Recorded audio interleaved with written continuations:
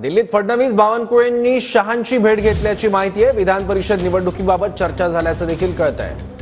देवेंद्र फडणवीस आणि बावनकुळे यांनी अमित शहा यांची भेट घेऊन विधान परिषद निवडणुकीबाबत त्यांच्यासोबत चर्चा केल्याची माहिती आहे।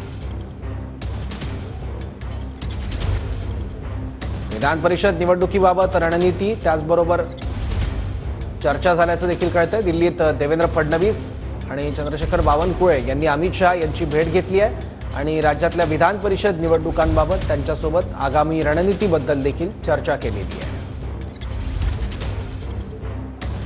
विधान परिषद निवडणुकीबाबत अमित शहा यांच्यासोबत चर्चा झालेली आहे।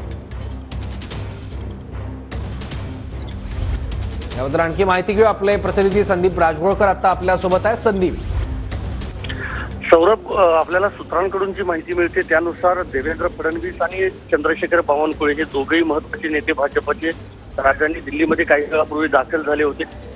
अमित शहा यांची भेट घेतल्याची माहिती आपल्याला समजते।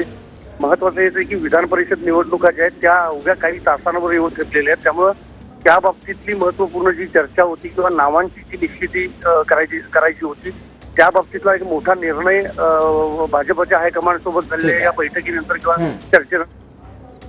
ठीक आहे, धन्यवाद संदीप या माहितीबद्दल।